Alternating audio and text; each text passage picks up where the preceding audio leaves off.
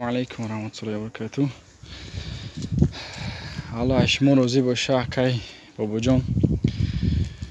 الحمدلله من داریم که یک پرمای افیر کردین. الحمدلله 41500 روبل در کارت جمع شد. الله جزای خیر بده همتون. کدام که هر یک روبل که خیر کردین خداوند توشه اخرتون بگردونه. بازی لیتساش نمیمونن کاملا کردن.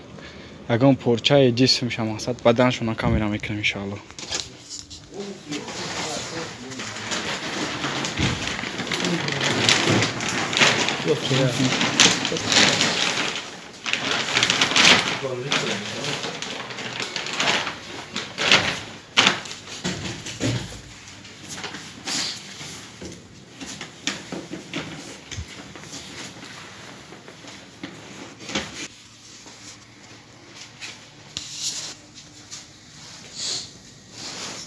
خوب دوستان عزیز، سلام علیکم.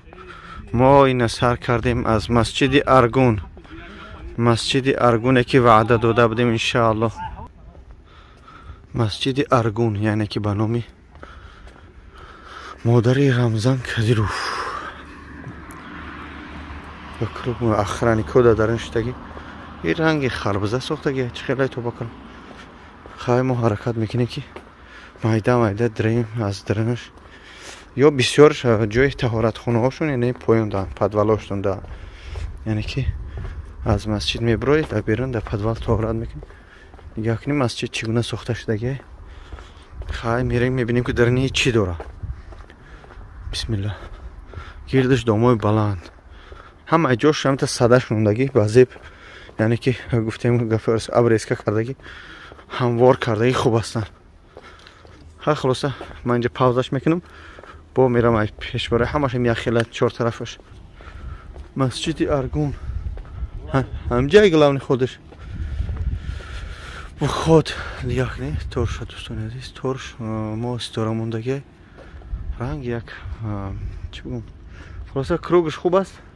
درنش رنگ یک در کنار میبینی که خیلی عجایب بود ساختگی. بسم الله گفته خویا یا اینجا без маска не заходите, а то у нас мы сами сидим без маска. شوخی کردم. بسم الله الرحمن الرحیم. تاریکه کو ساعت 4 سحر دوستان عزیز. اونجا مردم اومده است. بسم الله. ما دور اومدیم دوستان. یک بلند گپ نمیزنم و در کامنتر میگن تو چرا بلند گپ نمیزنی؟ اینجا مسجد مردم. نگاه کنید درنی مسجد چی نوشته کدیرова аймани хаджи. мечет имени аймани хаджи кадировой 2014 سال ساخته بوده، یعنی که به نام مادرش است. این اگه سویتاش گیرون باشن یک عجایبات های دوستان عزیز. متاسفانه سویتا کشتگیان هنده کسی که فرگشته سوتای سبحان الله مسجد بینی شما چگونه رنگ یک شکلی تخم ساختگی درنش. بولش لا اله الا الله محمد رسول الله. یعنی دیمتر همه این مسجد های چچنیه برای بانو چی میگن دیمترش برای زنها ساختگی همه اینه. این بای سی پرش سی اتاج بوده. مقصد اگر که اهمیت داده باشه اینه جا 1 متر اینه دیم هوای سیم هم بلونگش سیمه. این با فیرم همه چرا آقای گیرون میشه. اینه جوی درآمدگاه شای اونجا درآمدگاه شای اونجا درآمدگاه گلاونی شای. اینه بایجا داشته 1 2 3 4 5 درآمدگاه داره. اینجا جوی امام. خوب دوستان خب با همچنین قره عبدالله نوشتگی نماز خونده استیان. این همه خیلی حرکت کردیم که اینجاش هم نشان تیم مسجد ارگون به نام مادر رمضان کدیروف. خب ما نماز خونیم. بسم الله. خوب دوستان عزیز ما 3 مسجد اوجد نشان دادیم. الحمدلله. قارئت. سلام علیکم. انشالله. خلاص از اینکه ساعت 5 سحر میشه بگیم ما کمتر بگیم گلدت کردیم تماشا کردیم. شب هم که بود شب با کمتر بعضی بتره از طرف چراغ فرا برون. الحمدلله که تا حد امکان تونستیم شما را سیام کرد. مقصد نشان دادیم اینه درنی مسجدی مادری اکک رمضان کدیرم یعنی که پادشاه یا پرزیدنتی چچنیا ریسپوبلیکا چچنیا این جای منبری امامشون مجدیم اتاج جایزه نکن و سیم اتاج جایزه نکن. پدوالش بگیم چی است؟ پدوالش تهارت خانه پلوانوی خطای رمضان کدیر ففشونده.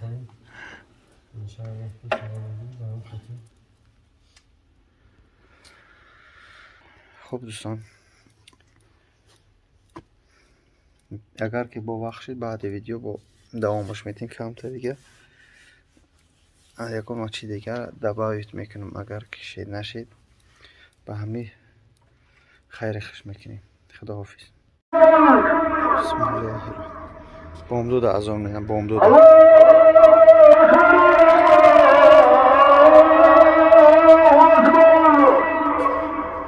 جل جلاله.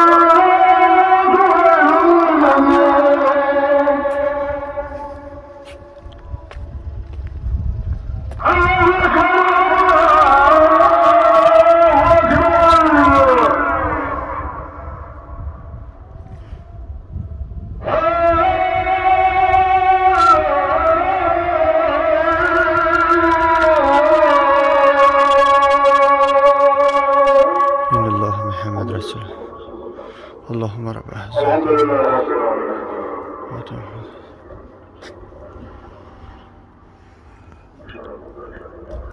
خوب دوستان عزیز انشاءالله ما ایجاد رکعت نماز خواندیم. نماز بامداد هم از آن کردن ما تصمیم گرفتیم که نماز بامداد انشاءالله در مسجد گرازنی جایی که با مانند درختی که پیغمبر خدا صلی الله علیه و سلم در تاگش تگی بود با همه ساختگی هستند در سنتر گرازنی انشاءالله در همونجا بریم انشاءالله نماز بخونیم. 9 کیلومتر از اینجا دور است از مسجدی مادری رمضان کدیروف. خب دوستان ما را پیگیری کنید حرکت میکنیم که چقدر باشه با شما را یک کمک حرکت برسونیم انشاءالله. السلام علیکم و رحمت الله. دوستان عزیز خواستیم که بریم مسجد نماز کجا بود؟ در سنتر گرازنی بود. در سنتر بخونیم متاسفانه تاکسی نیافتیم.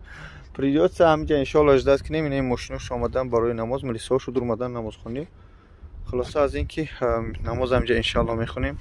اکو درختی که طلب کرده که هم درخت باید ما ببینیم مثل که ساخته است مقصد پلاسماسی برای مثل درخت پیغمبر خدا صلی الله علیه و سلم در تاشتگی. نمیدونم امکانی هم میشه نمیشه برای سحر حوجه پرواز اینا ملیساشون خیر نماز تاکسیوش اومدن فرار کردن گفتن که اسپید نمیکنیم لوچی همینجا بخونیم نمازی بامداد میخونیم. که ما خواستم برای هم درخت خصوصا روام همینجا ماشینو رو همینجا پارکتن نماز. الحمدلله الحمدلله میخونیم نماز اینجا. خوب. به نام خداوند بخشنده و نهایت با رحم.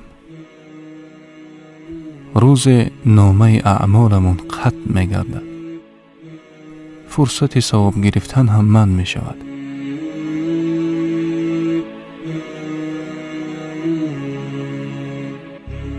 آن روز از دست بنده دیگر کاری بر نمی آید.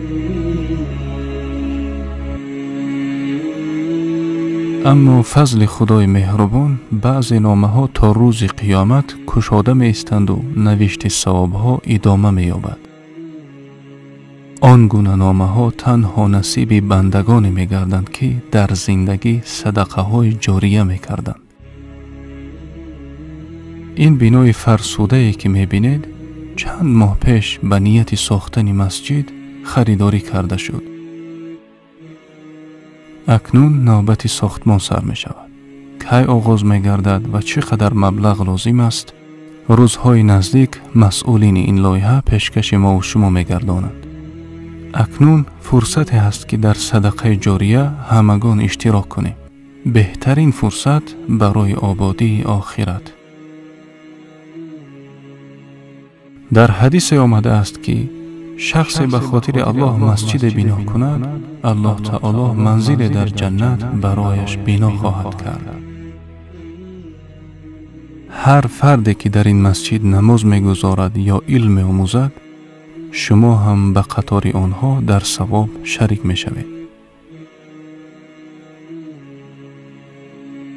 بی‌طرف نباشید، منزل خود را در جنت آماده سازید.